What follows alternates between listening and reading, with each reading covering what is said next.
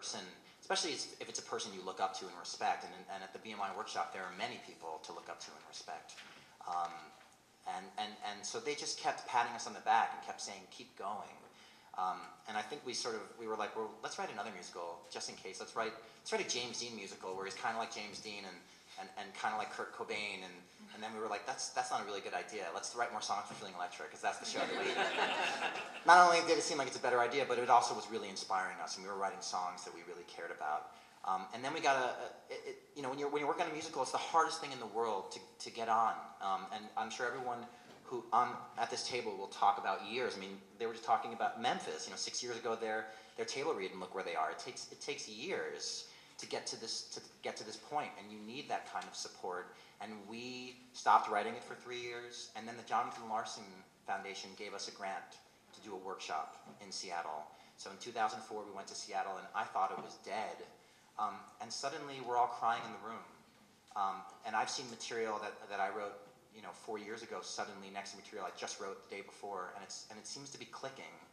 And then things sort of follow from there, and then you get a David Stone, someone who has the ability to make things happen and loves the piece the way that you do. And suddenly you're not thinking Broadway again, you're just thinking, we're going to get a chance to put this up in front of people. And regardless, I can say an audience saw this. But we all as artists need to be pat on the back and say, what you're doing matters to me. Never mind millions of people, just 100 people in a room. Seriously, like when I had a reading for the first time, it meant the world to me that I got to develop material with support, with actors, incredible actors who wanted to be a part of this. And so all of those things have to happen for, I think, any musical to happen, but certainly something like Next Normal. It's really true. How an idea comes, where it comes from, and how it's supported, I think has a lot to do with what you go forward with. I actually, in another lifetime, I had been in journalism. I was a reporter. I worked for the Macon Telegraph in Macon, and one of the one of the assignments I had was I had to go talk to people at the county jail about the conditions at the jail, because it was kind of a mess, if you can imagine. And I remember at that time, I was in contact with a group of guys that were in jail, and they were there for such crazy reasons, and it seemed so wrong. So that was, it was an idea that it was just that exposure to that initially that sort of gave me the passion for what became the Scottsboro Boys, but nothing is ever that direct. I mean, it was the idea of when we were, when John and Fred and Susan Stroman and I were sitting around trying to find an idea, we knew that we were very attracted to this period of time. We had done a lot of research with this on Steel Pier and on Floor of the Red Menace, and we were always felt that there was something left to write there.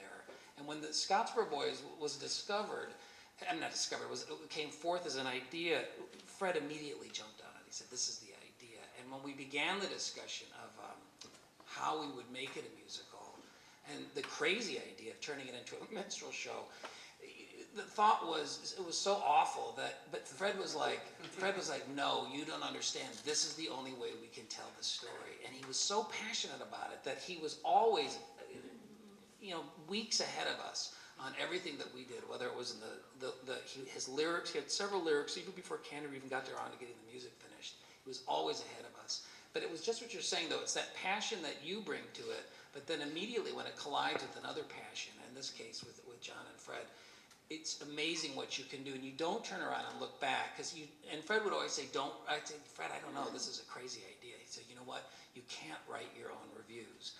Somebody else, leave that for somebody else. You might get eviscerated, it doesn't matter, but don't turn around.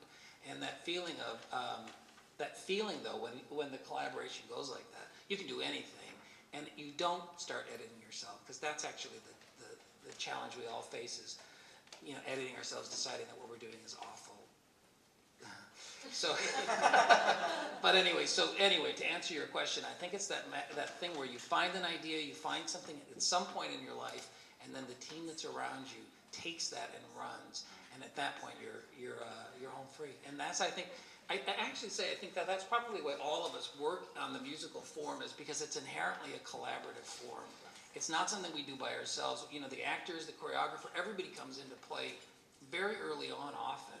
And that collaboration is what makes it so different. That's probably why we're not working in television or in film, because it's something we can always own can always take pride in what's there. We can take blame for it, but we can take pride in it as well because it is something we actually own.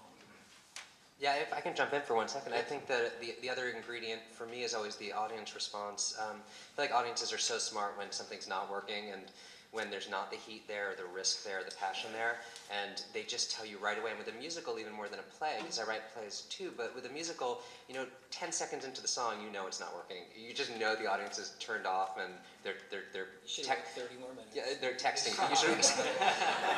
But it's both the craft and it's also the idea. The audience knows if there's some real blooded idea happening in the theater that risks something, and I think they just know if you're just doing something commercial or you're trying to entertain them, and then they give up. I don't know.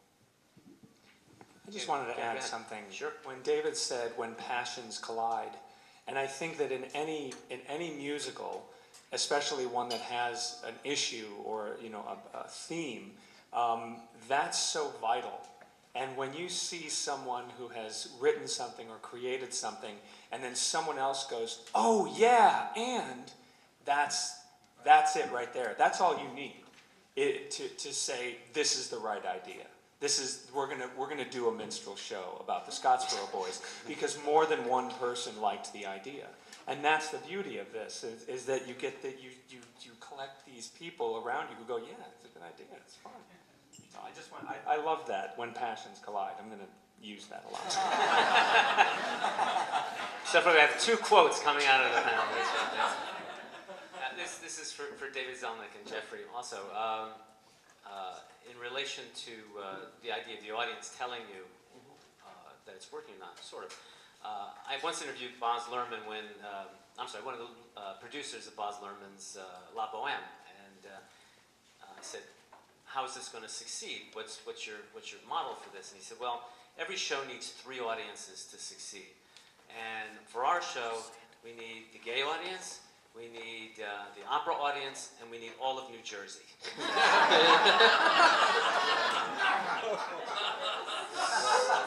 So for your shows, which have specific theme and at least one audience for sure built in, how do you... New Jersey. Yeah. New Jersey loves gay soldiers. How do you proceed to or do you even worry about those other audiences? Is that the producer's problem, or do you think about it too? Well, I do think about it now. I will say when we started writing, and this is some lesson that I just keep having to relearn as a writer, is that you write that, I think other people have said that, you write the thing that you think no one cares about, but you just desperately care about. And I remember early on in Yank several times me saying to Joe, no one is going to want to see our gay love story. It's not even ironic. We're just like telling a story of 2 soldiers, and he's like, I think, well, the gay people will want to see it, so someone will want to see it. And so we didn't think of it that way. Historically, I'm always impressed with Yank that a lot of different audiences get it. As far as thinking like a producer, which every now and again I do, women buy a lot of tickets, and women really have responded to Yank, and have really been able to see it as a love story between 2 people with obstacles in between them, and not 2 men who have a very specific gay story. And I think older audiences, which is a big part of the audience, really understand what we're doing as an homage to an older style of musical. And I think that the world has changed enough in the past even 5 years for that older audience to be like, I'm ready to see a story about 2 men. And it's a beautiful thing that's happened in our culture, it seems like, in the past 5-10 years. And then young people don't buy tickets, but young people seem to like Yank because it's a history they don't know.